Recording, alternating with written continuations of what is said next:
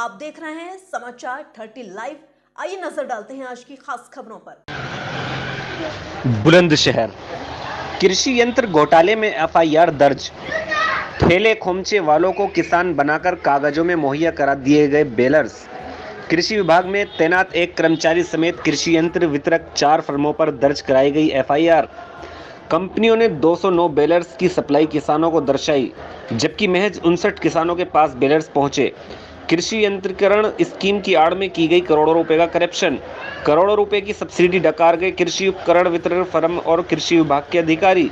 Debye और खुर्जा की 4 फर्मों को दी गई थी कृषि यंत्रीकरण स्कीम के तहत बेलर्स की वितरण की जिम्मेदारी। बुलंदशहर सिटी कोतवाली में धोखाधड़ी और दस्तावेजों में गड़बड़ी की धाराओं में दर्ज की गई एफआईआर।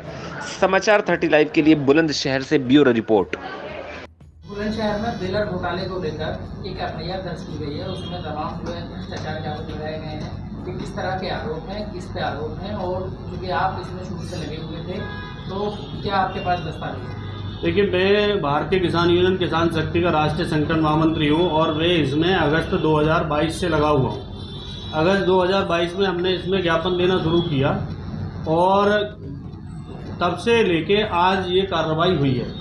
हालांकि हमने शासन प्रशासन से ये मांग की थी कि केवल बेलर नहीं, इसमें तमाम जो कृषि उपकरण हैं जिन पे किसी जैसे ट्रैक्टर था तो उस समय ट्रैक्टर पे 40% सब्सिडी मिल रही थी, रूटावेटर था, कल्टीवेटर था, सीड मशीन थी, कंबाइन मशीन थी। कंबाइन मशीन पे 60% सब्सिडी थी, जिसकी कॉस्ट कंबाइन मशीन की 30 लाख है और 60% सब्सिडी यानी आधे से भी कम में वो मशीन दी जा रही थी। लेकिन केवल और केवल बेलर की जाँच इनके द्वारा की गई है और बेलर की जांच भी ये आधी अधूरी है। जो एफआईआर हुई है इसमें कई अधिकारी इन्होंने अभी भी बचाने की कोशिश की है। जैसे एक अधिकारी हैं उप कृषि निदेशक धनंजय सिंह वो अधिकारी हैं जो इसमें पूरे प्रकरण में संलिप्त है और उन्होंने जो है मुझे खरीदने की कोशिश की और जब मैं नहीं बिका तो उन्होंने मुझे जान से मारने की धमकी भी दिलवाई गुंडों से, जिसकी एफआईआर दर्ज हुई, चार्जशीट लगी और गुंडा एक्ट में कुछ लोगों के खिलाफ कार्रवाई भी हुई है। तो बेलर पे ही आ रहा हूँ। ये मेन तो बेलर ही है। बाकी बेलर के अलावा मैं ये बता रहा हूँ कि कृषि विभाग बेलर के अलावा तमाम जितने कृषि उपकरण थे उन पे तमाम पे घोटाला हुआ है। तो बेलर पे जो घोटाला ये हुआ है इसमें आधी अधूरी एफआईआर हुई है अभी। और इन्होंने जो कहा है कि इनमें किसानों से जो रिकवरी के लिए कहा गया है एफआईआर में, ये बिल्कुल निराधार है, निराधार गलत है। क्योंकि जिन किसानों के खाते में पैसा 1 घंटे के लिए या 2 घंटे के लिए गया और उसके बाद वो व्यापारी के खाते में पैसा चला गया, तो उन किसानों से रिकवरी नहीं होनी चाहिए। ये रिकवरी व्यापारियों से ही होनी चाहिए, अधिकारियों से होनी चाहिए। किस तरह से अपना घोटाला किस तरह से किया गया है? ये लगभग कितने करोड़ का घोटाला हुआ है, कितने किसान इकट्ठे हैं? देखिए, बेलर का घोटाला जो बेलर से संबंधित आप यदि पूछोगे तो ये 209 बेलर थे और 209 बेलर में इन्होंने जो कॉस्ट रखी थी उसकी करीब 11.5 लाख रुपए एक बेलर की कॉस्ट रखी थी। और 209 बेलर की जब जांच हुई तो केवल 58 बेलर किसानों के पास पाए गए। शेष बेलर इन्होंने केवल कागजों में दिखाए गए। 58 में भी मैं आपको बता रहा हूँ कि कई किसानों को व्यापारियों ने लालच दिया कि आपके यहाँ बेलर रात को खड़ा कर जा रहे हैं, सुबह टीम आएगी, आप ये बता देना कि ये बेलर हमने लिया है, जबकि उन किसानों ने वो बेलर नहीं लिए थे। तो ये सब कागजों में ही उन लोगों ने दिखा दिए थे। बाकी जो शेष बेलर थे वो अनुपस्थित मिले, वो गाँव में नहीं मिले, किसान के पास नहीं मिले।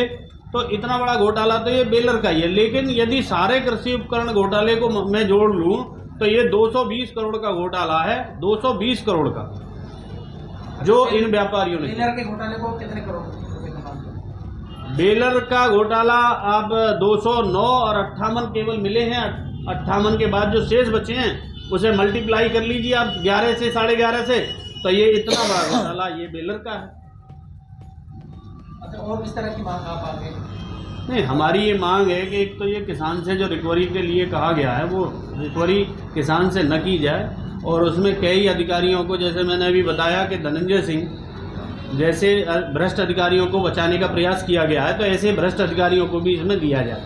और यदि ये यहाँ से संभव पहले भी नहीं था, आगे भी मुझे ये लग रहा है कि फिर हमें लोकायुक्त की शरण में जाना पड़ेगा लखनऊ, और वहाँ से ही ये संभव होगा। अरे जिन लोगों को बेलर दिया गया था उन पात्रता की शर्तें क्या थी? बेलर में पात्रता की शर्तें ये थी कि जो किसान ट्रैक्टर ले रहा है उसको एक बेलर देंगे, उस पर 80% सब्सिडी देंगे, और ट्रैक्टर पे हम 40% सब्सिडी देंगे, ये पात्रता थी। लेकिन उन्होंने ऐसे लोगों को भी बेलर प्रोवाइड करा दिए गए जिनके नाम पे 1 इंच ज़मीन नहीं थी, 1 इंच ज़मीन नहीं थी, जो डिवाई में केले का ठेला लगा रहे थे, जूस का ठेला लगा रहे थे, उन पे केवल जो अपना 35 वर्ग गज में मकान है उसके अलावा कोई ज़मीन नहीं थी। उनकी 15-15 बीघे की खतौनी बनवा दी गई इन भ्रष्ट व्यापारियों और अधिकारियों के द्वारा, और उनको जो है प्रधानमंत्री सम्मान निधि भी उनके खाते में आई 6-6 महीने, 6-6 बार, 6-6 महीने नहीं, 6 महीने में तो आती है ही, 6-6 बार बाहर सम्मान निधि भी आ गई उनके खाते में। जबकि आज भी ऐसे किसान तमाम हैं, जब से ये प्रधानमंत्री सम्मान निधि किसानों को देना शुरू हुई है आज तक काफ़ी किसानों के खाते में नहीं आई है, जबकि उन पर ज़मीन है, उन पर खतौनी है।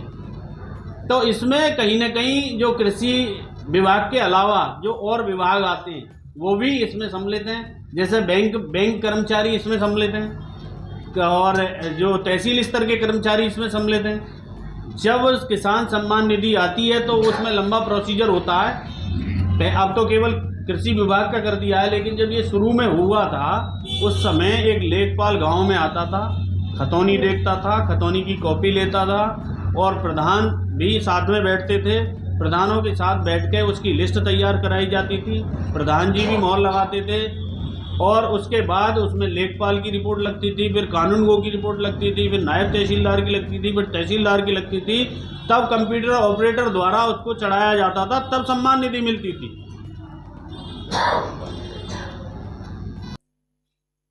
फिलहाल के लिए इस खबर में इतना ही। देश और दुनिया की तमाम बड़ी खबरों से अपडेट रहने के लिए देखते रहिए समाचार 30 लाइव, और हाँ, हमारी वीडियोस को लाइक व शेयर करना और चैनल को सब्सक्राइब करना ना भूलें। नमस्कार।